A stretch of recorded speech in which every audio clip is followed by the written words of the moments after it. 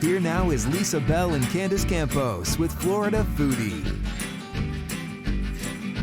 Sponsored by Light Orlando, delivering hope together. Hello and welcome back to Florida Foodie. I'm your host, Candace Campos. And I'm the show's producer, Thomas Mates, filling in for Lisa Bell. Today's guest has spent more than a decade working in restaurants around the greater Orlando area before starting his own restaurant. But in that time, he's been dealing with some unique challenges since opening up in Winter Park earlier last year, I believe. Almost a year now. Almost a year now. Yeah. And we are so happy to be joined with Chef AJ Haynes from Hen and Hog. And you were saying there's a lot of complications, and it's not just with the restaurant, it's also with you as well. But we'll get to all of that in just a few minutes. But it was so nice to officially meet you. Nice to meet you. We've been following along because your food always looks so good. Anytime you see it on Instagram or Facebook or someone posts it, you're like, where is that from? It's Hen and Hog.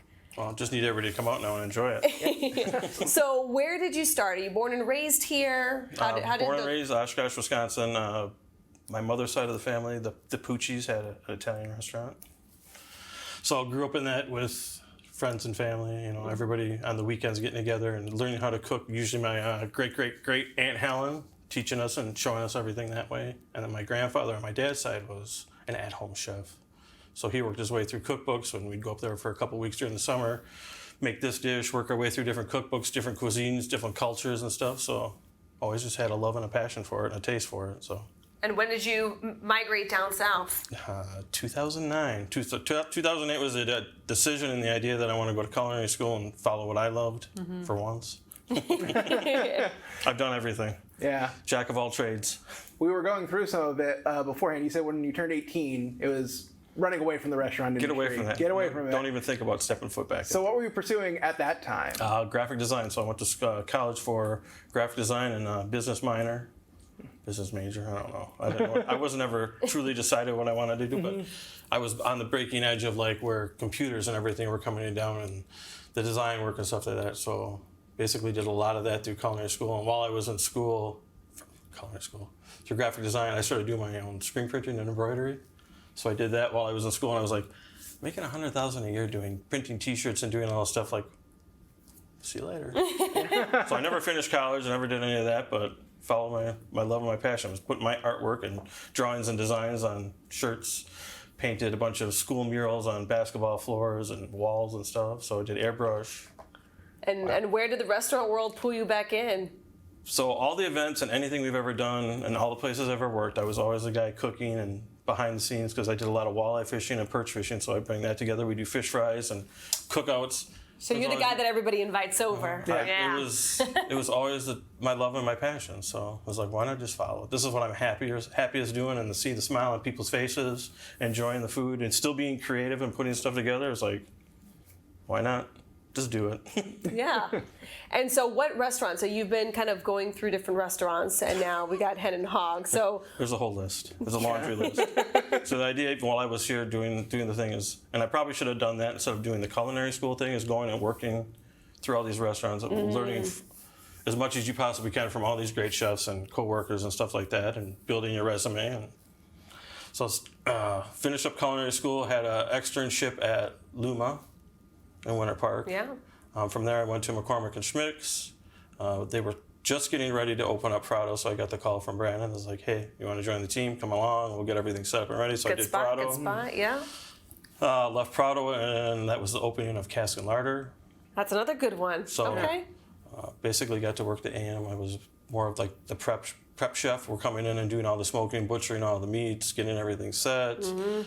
Saturday and Sunday brunches, so doing stuff like that. So the brunch has kind of always been my fallback and my love. Yeah.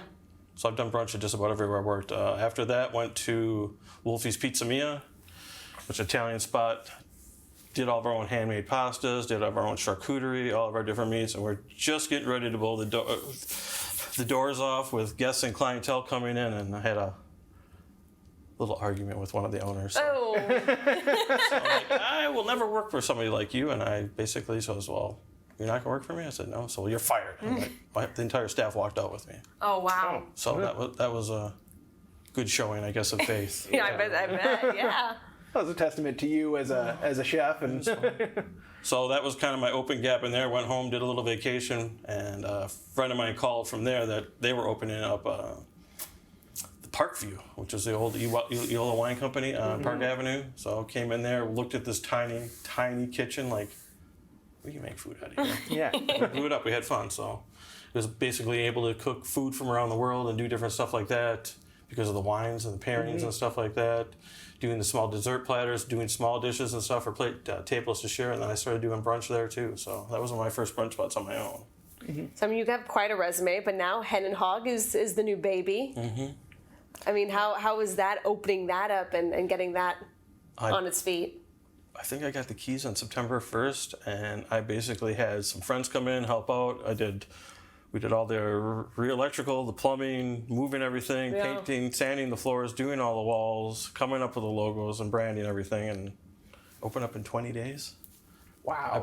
I lived there. That's like unheard of, especially like around this time where I know people are having issues with like just getting inspections and getting product through the door. I was on the phone constantly. We're gonna get the nice part now is you get the headphones that can talk and can work as you're doing stuff. Yeah. So it was interesting. I'm sure. And I mean, this is where your long and varied resume comes into play. You were telling me you used to do welding. You did all sorts of, not Electrical, just construction, printing, graphics, like you name it. It was great. It's fun. Yeah, and now it's all paid off and poured right into. It saves a lot of money. I'm sure. You are truly a jack of all trades. So like, some of the painters walk in and go, "How much to paint this place?" I go, $8 grand, $9 grand. I'm like, I can buy the painter for $350. I can buy a tub of paint for $100. I can do it under $600. See you later. I painted murals before. I can paint. So I mean, it's tough. I mean, everybody's got to make a buck and earn a living in that stuff and bring some of the people in. But at the time and where it was at, it's like, there's no way I can pay all this money to get all this stuff set up and done. Like as fast as you did. Yeah. I lived there. I slept there. It was interesting. How many hours a day was that? 20 days. That's got to be Like 18-hour days. Wow. Easily. It's like Some an days it's HD longer. TV show, you know? Like Yeah, you got to have it done by tomorrow. Okay. Yeah. So I mean, you obviously have traveled through a lot of Central Florida's kind of culinary experience. How is Hen and Hog adding to that culinary foodie world that Central Florida is? I mean, is when I becoming first came down here, it was kind of scary because I feel everything was chain. Yeah. And got very lucky with working some of the restaurants that I did as far as that and seeing how you're buying local, you're finding ingredients and stuff like that locally.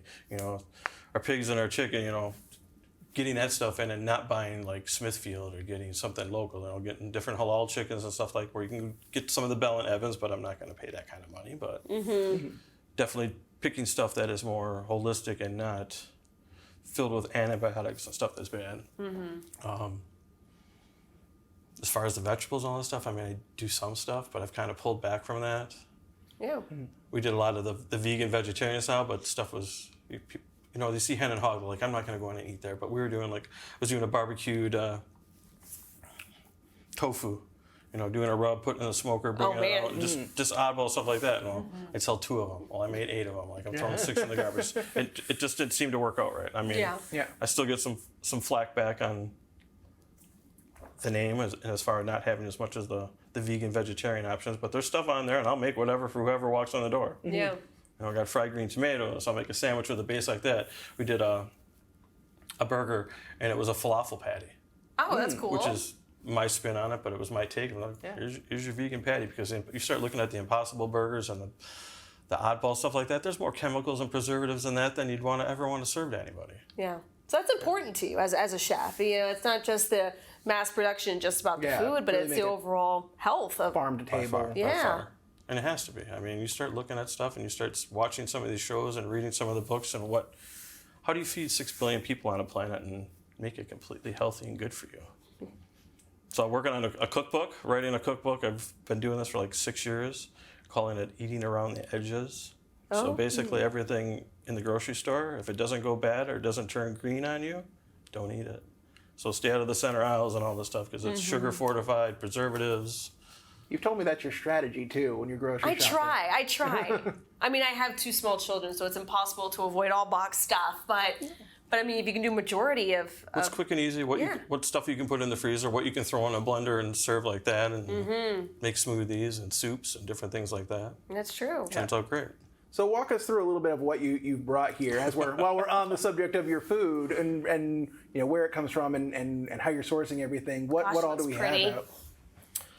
So we've got a brioche bun. It's basically it's a local company. They do it with the McDonald's buns also, but they do ours for us a little bit bigger, add a little bit more butter to it, and then we toast it with brown butter on our flat top. We make all of our own house pickles. You'll see here. There's a little bit of chow chow / coleslaw. So we do a chow chow base for a lot of our sandwiches, which is a pickled sweet and sour southern dish. But it's green tomatoes, red peppers, red tomatoes, cabbage, green pepper, red pepper loaded up with a little bit of vinegar, celery seed, and mustard seed. Sounds kind of like a southern jardiniere. Exactly. So everybody's like, what is it? You know what jardiniere is? Yep. I said, all right, but this is the southern version. So there you go. I've never heard of that before.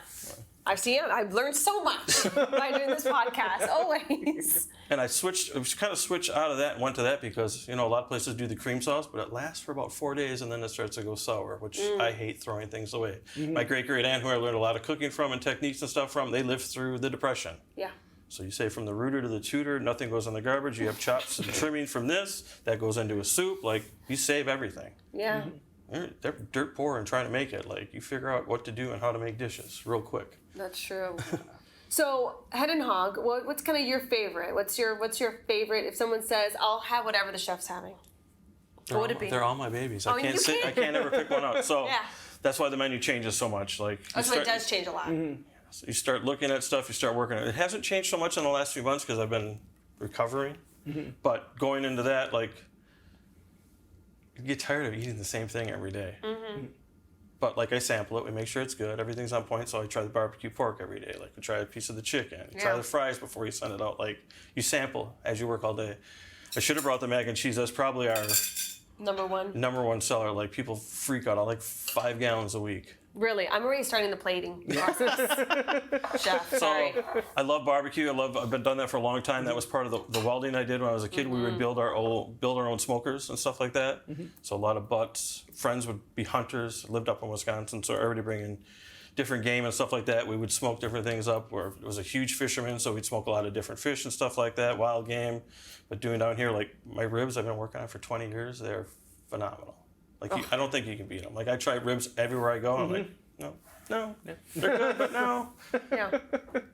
So I mean, now that you're all in, I mean, what's that feeling like seeing it? You know, because you also had mason jar provisions too. Correct. So that was your first opening. That was the scariest restaurant I've ever had to open in my life or work at. It was right before COVID, and everything was shutting down. I'm like, I just put a lot of money into this. Like, what are we gonna do? Because we were setting up to do seating. And like, well, no seating now. Like, we're just going to open that as a to-go restaurant. Oh, so you basically opened because you had to open the way you opened because of the pandemic. We were ready, and it was like, all right, well, everything's shut down 3 weeks earlier. Like, we're screwed. Yeah. So you opened that like March 2020 then, right? Oof. It was tough.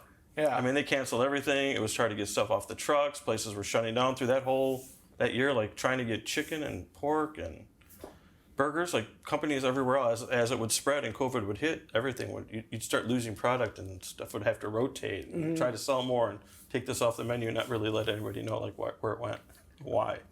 Wow. So I mean, how were you able to kind of keep that afloat for as long as you did? It was to go. Like I think as far as like even when we go back on ratings and stuff, and as far as reviews and stuff, as far as what we got from people, while it was shut down, Uber, DoorDash, Grubhub, all the to-go platforms, like. That's pretty much what we were doing for a while, and then it was call-in orders and curbside pickup. Yeah. Order at the thing, and we bring it out to you. One person at a time, face masks on, whole giant canopy in front of everybody. I know it's weird to then like start looking back at that and thinking about all the things that everyone went through. Well, look back on it, but as of like my last hospital visit, they say it's back on the rise, and I'm like, uh-oh. Yeah. You get scared real quick. Like, what are we gonna do? Like, and set you ready. You know what to do. Yeah, and you talked a little bit about your setbacks. You had some health issues. I mean, looks you're here right now. You look good. How are you feeling? Still in a lot of pain. Yeah.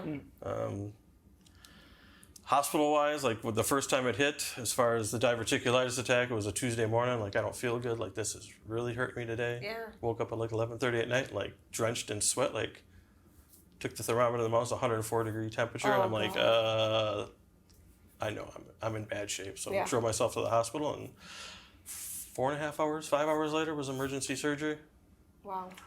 I had And it's been a process since. yes, it's diverticulitis, closed down for 2.5 weeks. As far as like I couldn't move, I couldn't do anything. So the whole restaurant just was closed. Yeah, you were telling me you do pretty much everything at the restaurant. I mean, it's probably not the here and there. best side of it, but you have a lot of good people as far as that, but you still always have your hands in all of it. Yeah. Like as far as overseeing. And we're at that point, like we're just getting ready to start expanding and doing stuff and bringing on more staff, and nope. Yeah, Wow. and that was January this year, right? Yeah, January 25th. January 25th, and you had just opened like September, October of the previous year. Well, October was our grand opening, and we were just starting up. Like it was line out the door, crazy busy. Like, and then after getting back out of the hospital, it was like crickets, like scared. Like, Yeah. uh-oh. And then, you get the messages on Messenger and the stuff through Facebook and Instagram, like, you guys are closed, why don't you let anybody know? I said, we're kind of posted that chef's in the hospital and not going to be back for a little while. And Yeah. so the following at that point was like, uh-oh. So that's kind of when I did my little post. It was more of like, hey, we're back open. And I didn't expect it to go as viral as it did and how Yeah. it expanded, but it was like, I'm just telling everybody we're back. Like, Yeah. follow Yeah. along, please. Come help out, come Come support eat. local. Because I feel like we're not the only ones. Like I'm friends with a lot of the local businesses and stuff and that, and the owners and that. We've all kind of talked like, what happened? Like it's scary. And Orlando's kind of definitely a chain side restaurant. There's very few that are privately owned, independently owned, and Well, you know, even try to add us to our choice, like top 10. Like I always say, I want to be part of your top 10. Come in and eat.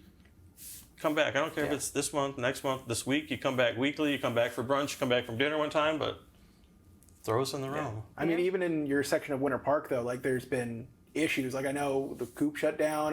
Cost Coffee just down the road from you had to close, and it's kind of a tough location. Like not a lot of like street parking or. Well, I've worked out a lot of stuff like on the weekends now. Fannie Hillman's great and been wonderful to us. So we get their parking lot, which is about 45 spots. That's great. So we've got signs up back there. Follow us on Instagram and Facebook. It tells you where to park, what times are available. After 3 o'clock, the bagel guys are like, you guys can use our spot whenever you want. So I've gotten a lot of help and support from that.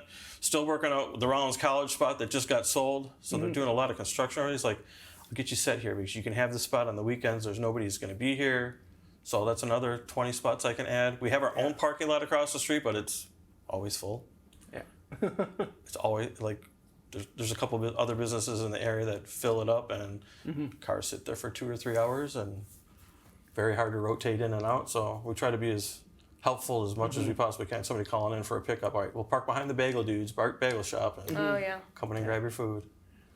Well, at least you've had that. It seems like you've got a nice community around you that's Right. able to support you as well as.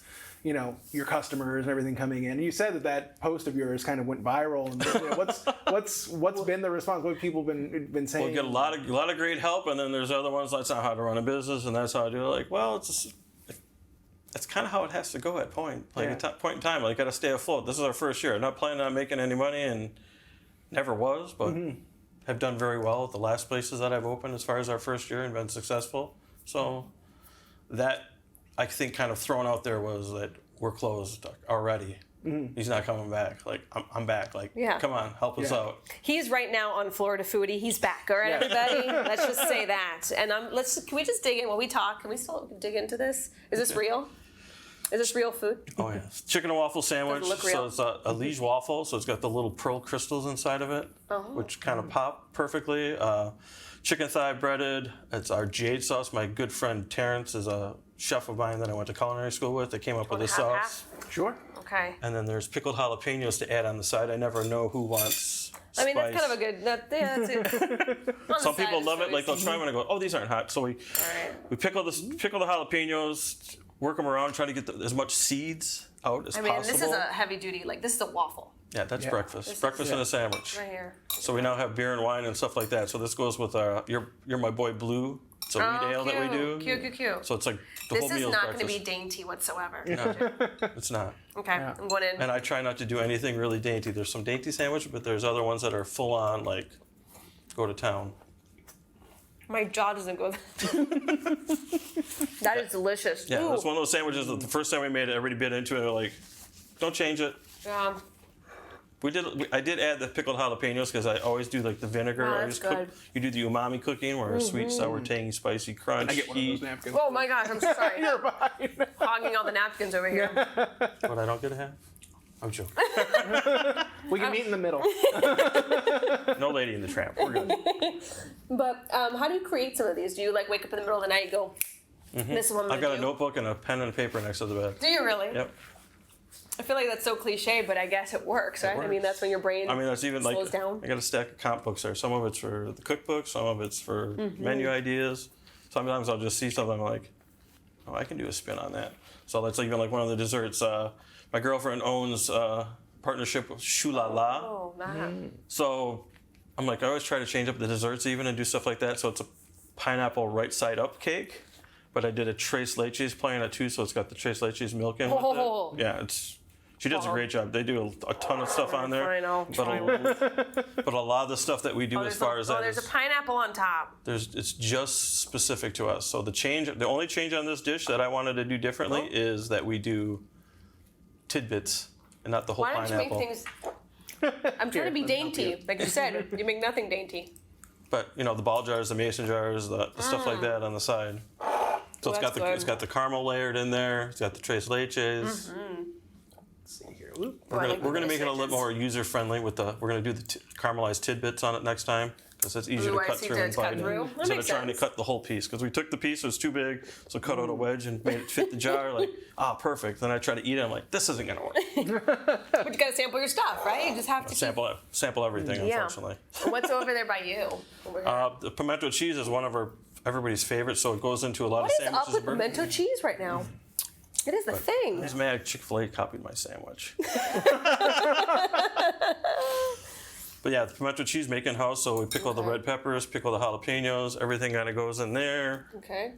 load them up. Oh man, I love pimento cheese. This batch is a little spicy. The jalapenos Okay. were very over the top Okay. this time. Let's see. Let's try this. Get in there. There we go. So, you're from Oshkosh, Wisconsin, but it seems like you've really adopted Southern cuisine. Like, what was it that I mean? I don't know that people really rave about Midwestern cuisine necessarily, but Cheese curds, come on. Okay, Butter fair burger, fish and chips. Do you See? bring any of that There into you the go. restaurant? Fish and chips is actually a huge seller on the menu. I got yelled at from my mother when she first came in. He goes, "No fish and chips." Like that's kind of what got me back into the cooking so much, is doing all the fish fries and the steaks and the burgers and the smoking. But my fish recipes, the only change that I did in my batter recipe is I southernized it and I used Coca-Cola instead of Sprite. So it caramelizes. It actually brings a little bit darker color to it. Looks that's great. smart. Tastes great. Very, very tricky. So do you feel like, because you were saying like you did a lot of your learning through your work, do you feel like a culinary education is? I know because we talked to so many chefs who are like, oh, I didn't go to culinary school. Some people did. I did it just because I'd cooked for so much and wanted to get a brush up on everything and the terminology. And somebody said something like, "Huh? Yeah. You want me to what? They're gonna say," I'm like, "What is that?" So you learned all the French terms and all the other stuff like that. So culinary school at the time seemed like the proper brush up, and Yeah. I love going to school. I got way too many associate's degrees and everything on the backside. So welding, electrical, metal fab, like learning, creating, and doing stuff. So this is all kind of like worked up to this part of it Yeah. with the art It's- background. And it's amazing. What's the drinks situation? All right, so that was part of the reason of finding a new spot, and moving on was having our own beer, wine, and liquor. Got it. Because you couldn't at the last spot. At the last spot, there was the Burtons next to us that had their own spot, so definitely wanted to dabble in having some of that. So it's more of a fortified wine because I never did do the liquor side because it's like $300,000 and $400,000 to buy the license. Gotcha. Someday. Yeah. Or take over another spot and have enough square footage. So I did a play on Blackberry Bramble, and then that one's called the Haynes 57, which is a apple pie moonshine play. Oh man. But I came up, we spent a lot of time in Tennessee and back and forth, so we had a competition one weekend and who could make the best drink. So this was my baby at the time. Yeah. And I played the Haynes 57 with my last name. So. I like how you did that. Great name. And then the sandwiches. This one you said is a what? Pulled pork. Oh, it's a so pulled we do a pork. house-made barbecue, house-made pickles on the brioche bun, and then pulled pork gets smoked for 4 hours, and then I braise it for 2.5. Do you want to do the pulled pork, or do you want to do what's the other one? That's just a plain old burger. So we do a triple blend burger. It's brisket, short rib, and chuck. And I forgot the L top. How about I'll scoop, can I scoop some of this? Scoop right out of there. Because this looks so good. You want the top of the bun? Sure. It's like a little boat. There we go. Uh-oh, it's going to slide right off the bottom. Why the house-made pickles? Because I do all my own pickling. The jalapenos I make. The pickles we do is one of my grandfather's old recipes. I'm a pickle fiend here. There's nothing like them. So there's a lot of flavors in it. If you start picking them out, make sure you have a very good palate. Because there's people like, is there allspice? Or is that cinnamon? Or, What is that? Yeah, like they freak out. Like, I just had a bite of something. What is that flavor in there? I was just thinking that when you said that. And that's how I like doing all my cooking. Like Italian cooking is typically like 3 ingredients, and all of a sudden something will stand out. Next bite it doesn't, something else will come around. Yeah. They got a little vinegar in the back of it. It is good. I love it. So what's the future? I know you're trying to get back on Menu 100%, remake? but Yep. Well, I feel like I'm probably still. They told me 3 months of nothing over 25 pounds. So Okay. the staff has been great as far as carrying me. yeah. But grabbing stuff, doing deliveries, coming with me to go shopping and pick stuff up and go that route. Yeah. It's been tough, and I always feel like I'm not the go-getter anymore. Like I can't be. Like I have to watch myself and say, no, I can't. Yeah, can you come grab this, please? Because I don't want any more surgery. I don't want to go back. Yeah. I never want to go back. And the staff wants you to get better too because it's a success They're for tired all of of you. picking stuff up for me. That too. But you said a little menu re-up. And we're actually in the process of doing that right. I've got another sandwich namesake that we're going to bring back, which was quite a bit of work, but we do, Old Hearth Bread Company does a focaccia for us, and it's a pork and chicken blend, shredded chicken blend. Oh. So that mixed with some chicken, we do a little bit of Italian dressing, some of the chow chow sprinkled on it with lettuce, tomato, onion. Nice. It's a play on an Italian sandwich, but it's my southern twist. I love it. So we got a bunch of other sandwich. I'm going back to the turkey, but I do a Euro spice, and then we do pizza dough left over from my friend Kaylee, who has a pop-up business called It's a Pizza Slut. So we take her dough, press it out a little bit, throw it in the oven, and it opens up like a pita pocket. So we stuff like a Euro inside of that with our own tzatziki. And That's just creative. Keep messing around with stuff. Like, have fun with it. Yeah. Keep doing what you'd love to do. So the best thing we can do for you, I think, is just let people know where they can find you in the world and also online. And Follow us follow us Instagram and Google and Facebook. I got rid of a Facebook or World Wide Web page. Our website ditched that because it was a ton of money every month. I'm like, everybody searches, goes to Google or finds us on Instagram. Here's all of our pictures. Here's an idea of where to get the food. And we kind of keep that out there in the world as far as where to go find us and find out what we're making and what we're doing. So they got the little tab on the bottom, where to park, new menu ideas, what we have for brunch, what the cocktails and the drinks are. Instagram, Facebook, Google, like we keep loading it up, we keep filling up and going that route. Like the World Wide Web, doing the web page and doing the stuff like that, I kind of pulled away from because it's like, where'd you find us? Oh, Instagram. Where'd you find us? Instagram. So it's just Hen and Hog? Hen and Hog. Okay. The Hen and Hog, not the Hen and the Hog, because there's another place in Pompano Beach that has the in front The of Hog. Hen and Hog. Yeah. Awesome. AJ Haynes, thank you so much. I'm going to finish eating this, but I just don't want to do it on TV because I look like a beast doing it. Sounds good. All right, thank you. Thank you so much. Thank you for listening to Florida Foodie. We'd also like to thank our guest, Chef AJ Haynes. You can find his business, The Hen and Hog, on Facebook and Instagram. Be sure to follow Lisa Bell online. Search Lisa Bell News on Facebook and Instagram, or Lisa Bell News 6 on Twitter. You can also find Candace Campos on social media. She's on Twitter. Just search @Candace News 6. On Facebook, search Candace Campos News 6. And on Instagram, search Candace Campos WKMG. Also, a big thank you to our technical producers, Derek Mosier and Ryan Haley, and our director, Bob Myers. I'm the show's producer, Thomas Mates. Please take the time to rate and review us on Apple Podcasts and Spotify or wherever you stream podcasts.